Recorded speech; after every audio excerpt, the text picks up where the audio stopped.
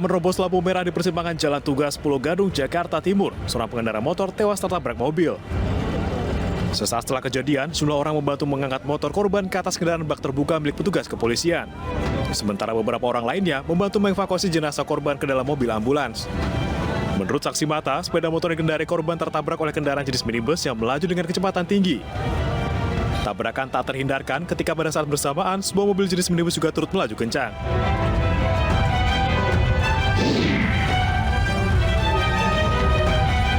Seorang pemuda ditemukan tewas bersimbah darah di areal parkir Pasar Simpang Purwakarta, Jawa Barat, Selasa pagi. Dalam video amatir, sejumlah keluarga korban juga berada di lokasi untuk meminta bantuan korban dibawa ke rumah sakit. Namun karena kehilangan banyak darah, korban diketahui berusia 19 tahun tersebut tewas di tempat kejadian. Selanjutnya korban dievakuasi ke Rumah Sakit Umum Daerah Bayu Asih, Purwakarta. Dalam pemeriksaan di sejumlah titik tubuhnya terdapat luka bacokan senjata tajam. Menurut warga, sebelum ditemukan meninggal dunia, korban sempat cekcok mulut dengan pelaku yang berjumlah 4 orang. Hingga kini kasus tewasnya korban yang diduga korban pembunuhan masih dalam penyelidikan polisi dari Satreskrim Polres Purwakarta.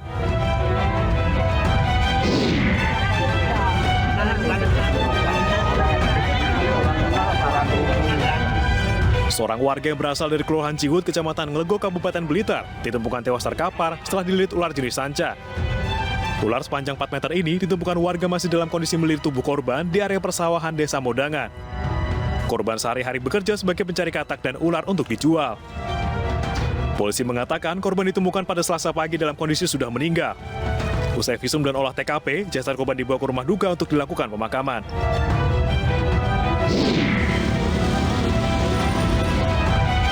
Bau busuk disebabkan bekas jeroan hewan kurban yang dibuang sembarangan dikeluhkan warga sekitar. Bekas jeroan hewan kurban tersebut sengaja dibuang oleh warga ke saluran kali irigasi di Teluk Pucung, Bekasi Utara, Kota Bekasi, Jawa Barat. Akibatnya, selain bau busuk, jeroan-jeroan juga menyangkut di aliran kali irigasi. Warga yang protes meminta kepada pemerintah Kota Bekasi untuk menindaklanjuti oknum warga yang membuang jeroan ke kali tanpa dikelola dengan baik.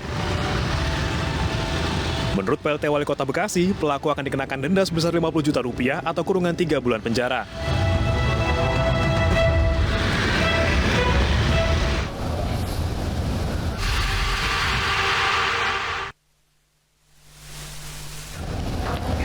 Pemirsa, Tim Nasional Indonesia membuka perjalanan di fase grup A FIBA Asia Cup 2022 dengan kemenangan meyakinkan.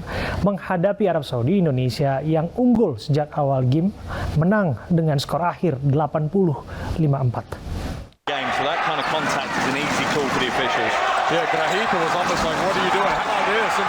Tim Nasional Indonesia membuka perjalanan di fase grup A FIBA Asia Cup 2022 dengan kemenangan meyakinkan melawan Arab Saudi di Istora Senayan, Jakarta.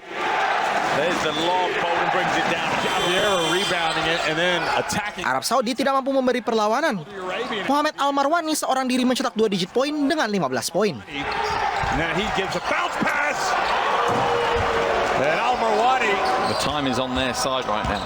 Marques Bolden menjadi faktor terbesar kemenangan Indonesia.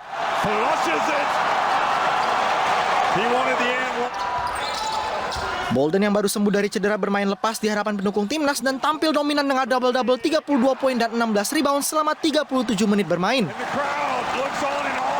It's really no pressure. I mean, we know that they're on our side. So if we was in a hostile environment where, they didn't like us, then it would be different. But we have no pressure at all. I mean, we've been working in Jakarta all summer now. And so, like I said, we were just excited to show them what we've been working on. Kemenangan 80-54 Indonesia atas Arab Saudi ini menjadi bekal misi timnas ke-8 besar. Selanjutnya Indonesia akan menghadapi Yordania pada Kamis mendatang. FIBA Central Board Member yang juga Menteri BUMN Erick Thohir menilai Asia merupakan pasar yang besar bagi olahraga basket. Meski demikian, Erick menilai antusiasme kalangan muda Indonesia terhadap basket masih perlu ditingkatkan. Berikut perbincangan rekan kami, Baby Kristami dengan Erick Thohir dari Istora Senayan, Jakarta. Pak Erick Thohir kan juga ini sudah 2 kali menjabat sebagai anggota Central Board FIBA nih. Sudah 2 kali nih Pak. Bapak juga ada di eksekutif tingkat atas. Bapak melihat perkembangan atlet-atlet kita nih Pak, khususnya di bola basket ini. Bagaimana Pak perkembangannya? Ya, FIBA Dunia memang melihat market Asia ini market yang besar. Kenapa ini pertama kalinya kejuaraan basket dunia, sebelumnya di Cina, sekarang kembali di Asia. Cuman memang 3 negara, Jepang, Indonesia, sama Filipina. Ini yang sesuatu yang unik. Nah, tinggal tentu bagaimana kesempatan yang FIBA berikan ini juga harus menumbuhkan talenta-talenta basket yang ada di Asia, tetapi juga kita harapkan bagaimana peningkatan daripada tim nasionalnya ini juga harus seimbang gitu. Setuju. Nah, Pak Erik sendiri nih melihat antusias dari khususnya anak-anak muda, kayaknya terlihat bola basket atau olahraga basket ini agak masih belum diminati banget kalau kita bandingkan dengan sepak bola nih Pak Erik. Memang gini, kalau sepak bola, saya juga kan gila sepak bola. Iya. Kalau bola memang olahraga nomor 1 di dunia dan di banyak negara. Setuju. Bola basket itu nomor 1 hanya di Filipina, di Lituania, ya. Yang lain-lainnya semua sepak bola. Jadi memang di Indonesia pun bola tidak terbantahkan dari kota sampai desa. Nah, memang bola basket ini agak di perkotaan dan kebanyakan sekolah. Nah, jadi memang ini yang harus bagaimana basket lebih membumi dan melebarkan tentu fans base-nya. Nah, ini kita coba. Setuju sama Pak Erik. Lalu kan memang di tahun 2000-an silam ini basket sepertinya sempat euforianya tinggi ya Pak ya. Bagaimana ya Pak kira-kira strateginya nih supaya euforianya balik lagi Pak Erik? Kemarin tim nasionalnya mesti baik. Ini kan terus terang euforia hari ini kita bisa lihat ketika kita juara SEA Games. Ya. Nah, sudah berpuluh-puluh tahun nggak bisa menang sama Filipina. Nah, semoga ini menjadi bangkitnya bola basket Indonesia. Tetapi tentu ini kedepannya terus harus kita jaga. Karena memang konsistensi daripada tim nasional ini tidak mudah naik turunnya. Karena hari ini kita melihat banyak talenta-talenta muda yang main sekarang. Nah, ini yang kita harus jaga ya. Derek Michael baru 19-20. Oh iya, Derek Michael. Jadi ini hal-hal yang menurut saya positif kita coba dorong agar tim ini lebih konsisten gitu.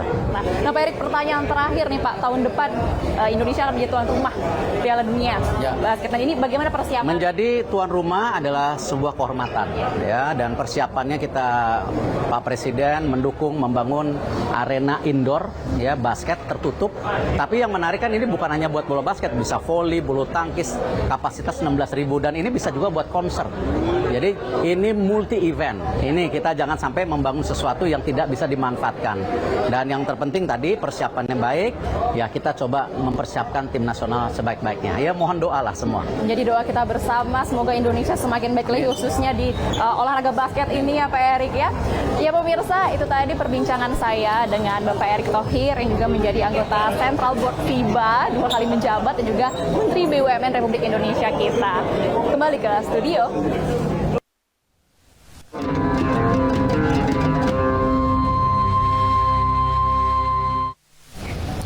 Pemirsa, usai menjalankan prosesi lempar jumroh, jemaah haji kini bersiap melaksanakan tawaf di Masjidil Haram. Informasi ini akan hadir sekaligus menutup jumpa kita di iNews Prime. Namun jangan beranjak dulu pemirsa, rekan kami Mirva Suri akan menjumpai Anda dalam program iNews Malam. Saya Abraham Silaban, pamit. Terima kasih atas kebersamaan Anda. Sampai jumpa.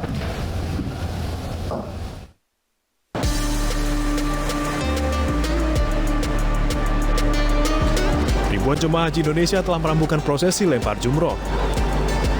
Tidak hanya jemaah nafar awal, namun mereka yang melaksanakan nafar sani juga telah selesai. Nafar awal yakni lempar jumroh yang dimulai sejak Sabtu dengan jumroh akobah, dilanjut pada Minggu dan Senin melalui lempar jumroh hula, wusta, dan akobah. Sementara nafar sani selesai pada Selasa ini dengan rangkaian yang sama yakni lempar jumroh hula, wusta, dan akobah. Jemaah bersyukur bisa melalui rangkaian haji dengan lancar. Menyenangkan sekali Pak. Alhamdulillah Pak. Untuk masalah pelayanan dari Kemenaker? Wah bagus sekali Pak. Memuaskan Pak. Alhamdulillah baik. Semuanya berjalan baik, berlancar dengan baik dan pelaksanaannya sangat memuaskan, teratur. Terima kasih buat pemerintah Republik Indonesia. Haji tahun ini yang terbaik dari yang baik. Setelah selesai melaksanakan lempar jumroh, jemaah haji akan kembali ke hotel masing-masing untuk rehat sejenak. Bagi jemaah haji yang belum melaksanakan tawaf ifadah, maka proses selanjutnya adalah tawaf ifadah di Masjidil Haram.